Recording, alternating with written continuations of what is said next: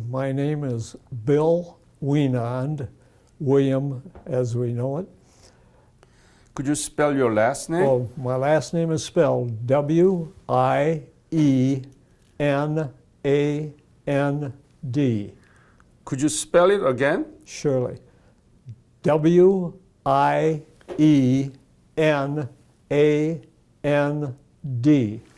How do you pronounce it? Wienand. Wienand. And that's a German? That's German, yes. What is your birthday? 2/19/1931, February 19, 1931. And where were you born? In Freeport, Freeport here. yes. Ah. And tell me about your family when you were growing up. Your parents and siblings. Okay. My mom and dad, we had a family of actually 6 for many years. I had 5 sisters that were older than me, and finally I was born in 1931 in the height of the Depression. And my brother came along 10 years later. So he's the only one in the family besides myself that is living anymore. When did you graduate your high school? What did I do? No, when did you graduate your Oh, high I graduated from high school in 1949. 1949. And Freeport High School? At Freeport High School, yes, sir. Did you learn anything about Asia at the time when you in the school? Not really. Everything that we talked about and heard about was World War II at that time. And you didn't know anything about Korea either? Did not know anything about Korea. You didn't know where it is? It's just like the Forgotten War, you know. We weren't taught anything about Korea. No. So isn't that you didn't know anything? You didn't know where it was, and now you are the Korean War veteran. Yes, sir. How do you link the dot? Well, when I got out of school, I had a buddy that was in the Navy, and he kind of convinced us guys that we ought to be doing something like that. Well, I was kind of an athletic type guy, and I played a lot of softball, and that was hard for me to give that up. But 5 of us decided to join the Navy in 1951, in October of 1951. And went to Great Lakes Naval Training Station, graduated, and I did pretty well. And they sent me to radio school out in San Diego, California. And I was in school for 5 months out there, and then because it was what they called a rate that was needed right away, I was put on a ship at Port Chicago in San Francisco, and immediately was sent over to Japan. When did you leave for Japan? Actually it would have been 1952, probably around the latter part of May or the first part of June of 52. And where did you get the basic military training? The basic training? Yeah. For boot camp. Boot camp was at Great Lakes, Illinois. And so you left San Francisco? Yes, right. I was going to radio school in San Diego, and they sent me to San Francisco to outgoing unit, they called it up there, to send me over to overseas to my duty station, which was going to be the USS Pine Island. And you went to Japan, and what happened to you? In Japan, I stayed there for probably around a week, and they put me on a plane that flew first to Okinawa, and then on to Sangley Point in the Philippine Islands. And at that point, they put me on a PBM. That's the flying boats. And they flew me to the Pescador Islands, which was, our ship was doing its operation there for the seaplanes, and the seaplanes did air-sea rescue, and they also did, just at the initial time that I got there, they were doing reconnaissance over Korea. And we had, oh my goodness, we were a flagship. We had an admiral aboard, so he was not only head of commander of Task Force 72, which consisted of VP squadrons, the flying boats as we call them, and a destroyer command, and that all that we stayed there. Usually the duty stations were about a month long, and then they would relocate us. And so we were in the Pescador Islands when I met and boarded the ship. Tell me more about the ship. What is the name again? It's the USS Pine Island, Mm-hmm. AV-12. AB-12. Yes. And what kind of ship was this? It was an air-sea rescue, but it was a command ship with the admiral aboard and his staff, and he was responsible really for a lot of the activities that went around in there. You mean the four-star general was there?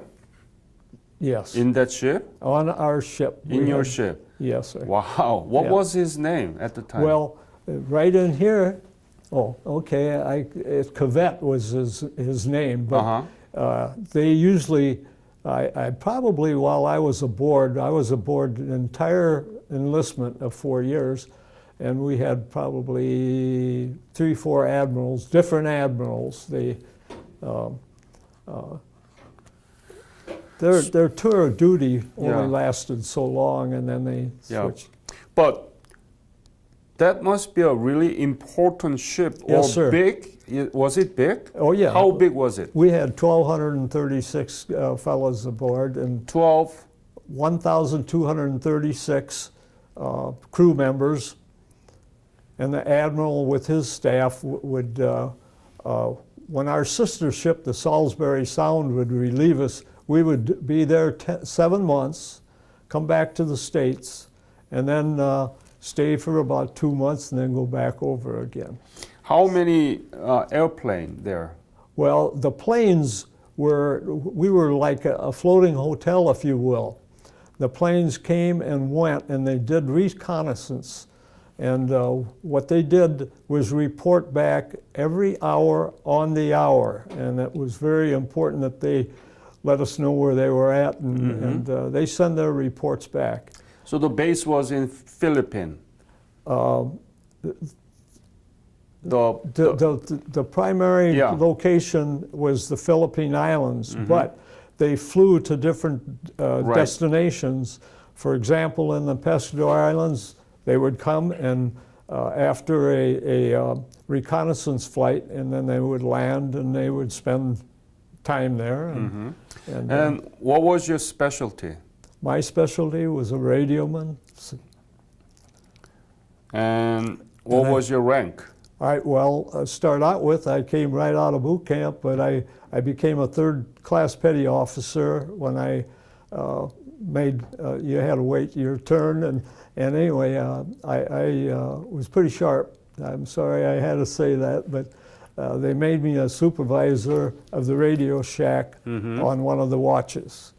So we had aboard that ship, we had the admin circuit, which was where the planes were at Sangley Point. We had a destroyer circuit, an aircraft circuit.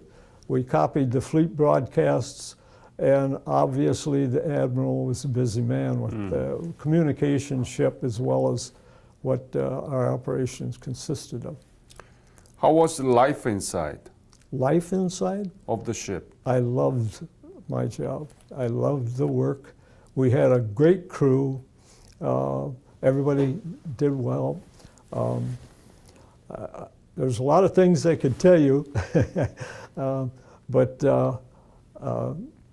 our ship not only was in the Pescador Islands, but they went to Buckner Bay, Okinawa, Sasebo, Japan, and operated sea drones and all of those different things. In the meantime, we escaped about 4 typhoons on different occasions, and I've got them listed in my book over there.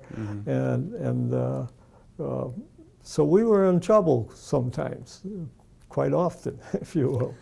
Did this ship, when you were in there, actually involve in the rescue mission? Oh, yes. How Yes, many sir. times did Well, you actually experience? As far as the rescue mission, only one. Only one, Only one rescue mission at sea. right?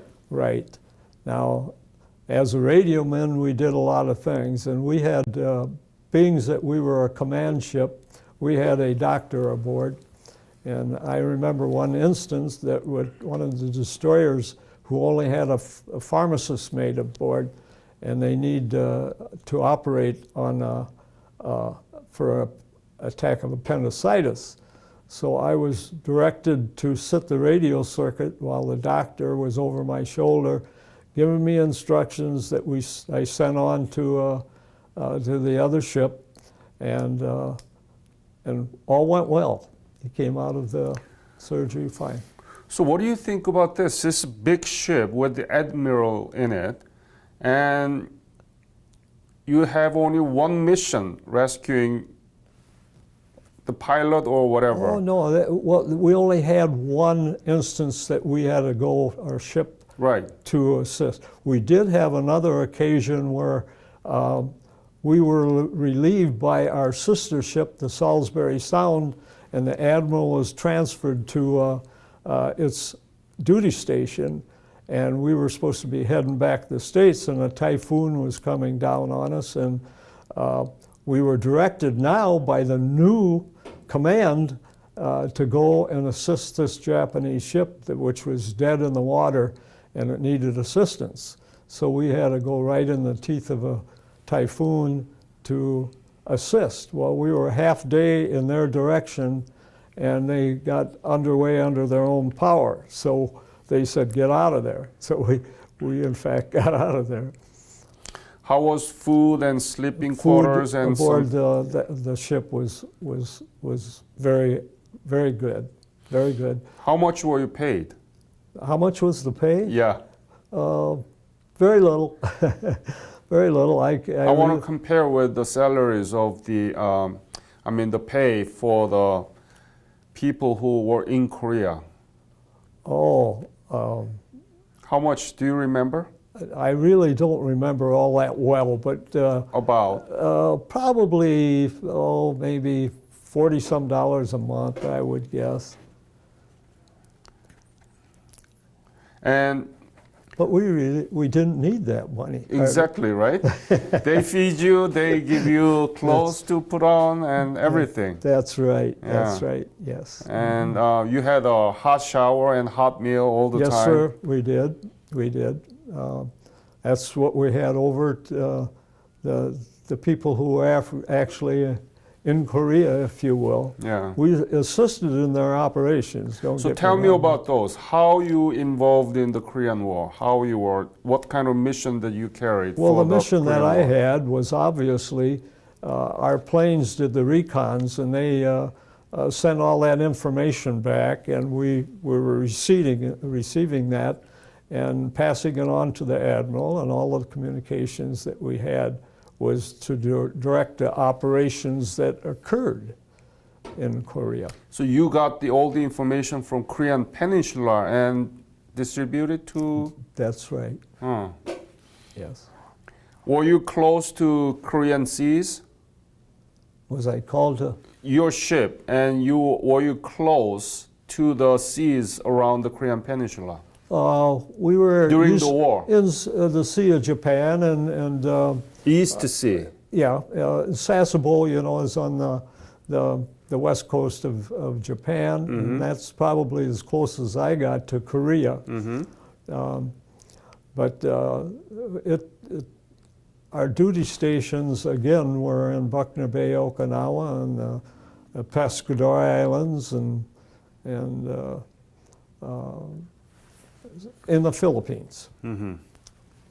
What did you hear about the Korean War when you were in the ship? Did Our you hear anything communications, about? being a supervisor of the Radio Shack, I saw a lot of the message that came over. Tell me about those. cons- What kind of message did you Well, receive? the messages were to the extent of what was happening and the orders that they had for our admiral. He got his orders too, you know, to go to different locations and what have you.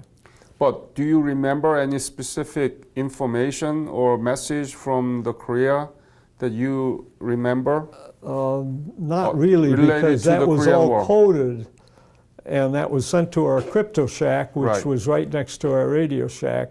And from there, that information was passed on to the admiral, and Yeah. Yeah. It's all coded. right, all coded. Yeah. Anything that you particularly remember about your service, which has some relationship with the Korean War? Anything that you remember or you want to tell me? Well, I thought everything was concerned with the Korean War. So tell me about it. Well, I'm not sure. Just our operations surely had some extent of assisting with our planes doing the recons, and all of that data that they sent back to us was put into effect and assisted the operations that occurred in Korea, Hmm.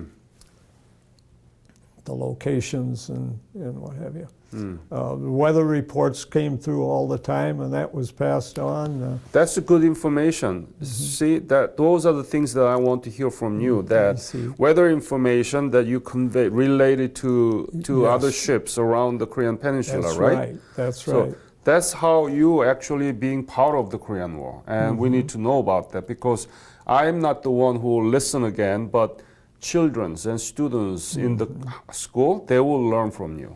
So tell them how your work and the work of your ship related to the Korean War. That's important. Do you understand what I'm trying to ask you?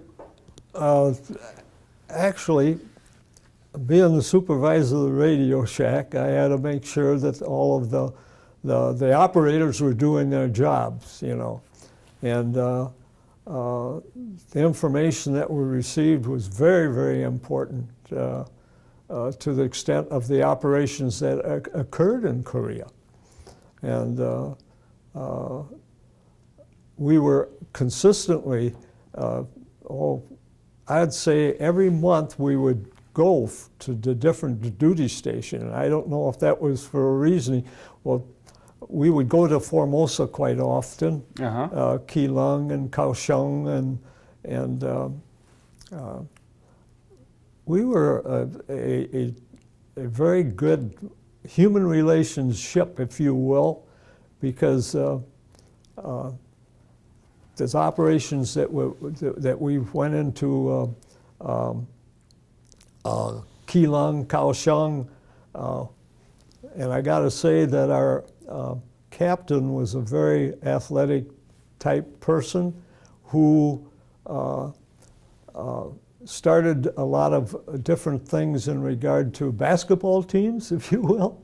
And I, believe it or not, I played on basketball team, and we actually had a destroyer pull alongside of us in the Pescador Islands, take us to Formosa, and we landed in Keelung, and we were taken by a truck and whatever to play basketball in Taipei, Formosa. And Madam Chiang Kai-shek was in attendance at one of the games, and we played one, and we were told that we should in fact go ahead and play more games because we were doing a very good human relationship type work with. That's a playing those other diplomacy. teams. And in those books that I brought here, I've got a lot of pictures of the different things that we did.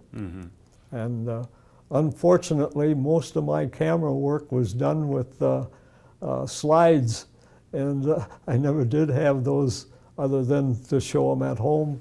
of what we did. We'll look at the picture later, okay? Okay. Yeah. Any other episode that you remember during your service? Well, I remember doing my job every day. It was around the clock, 24 hours a day. We did have rest and recreation. It usually took us to Hong Kong. We actually were destined for Australia one time, but we were called back right away because there was some trouble with the Chinese. I'm trying to think, Matsu, in that area there, and that occurred before the actually shooting started around Matsu. When were you discharged? I was discharged in October of 1955. Mm-hmm. That was 4 days short of 4 years. What is you think that is the impact of your service upon your civilian The life? impact of my service? Well, I think our operation and all the operations that we had there definitely had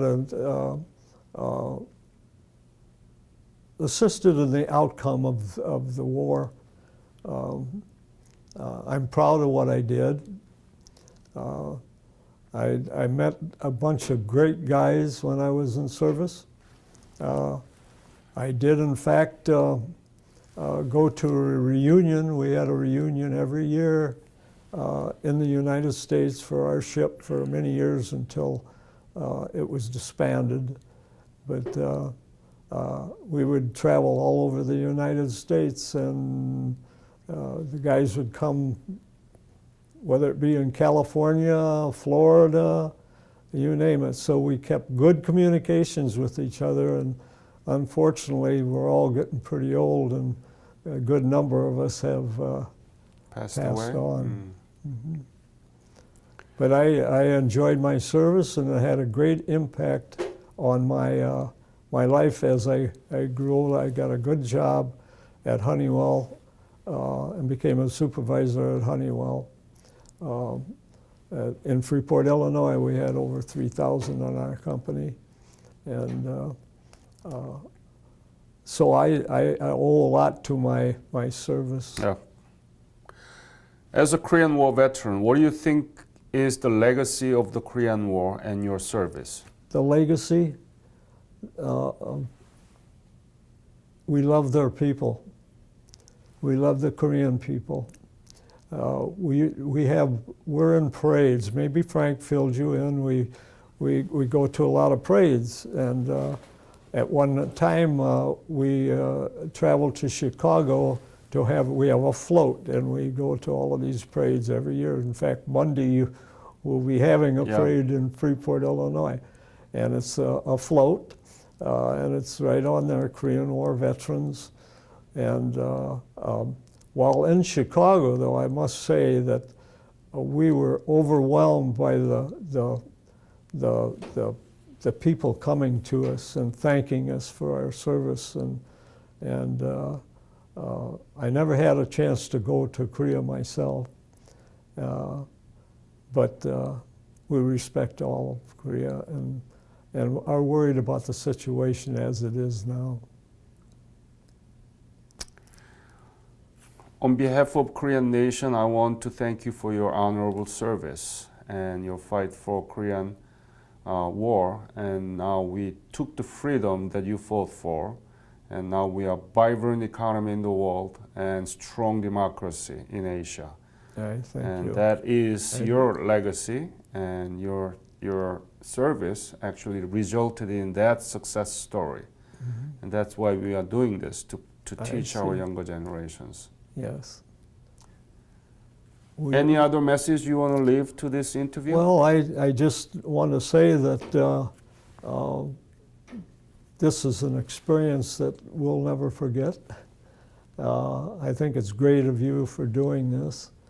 And Well, Frank is a testament to what we have. We meet once a month, I guess you know that, as a chapter, and we do a lot of good things for not only Korea, but we sell these daisies. They probably filled you in on that, and we give a lot of donations to help our veterans continually.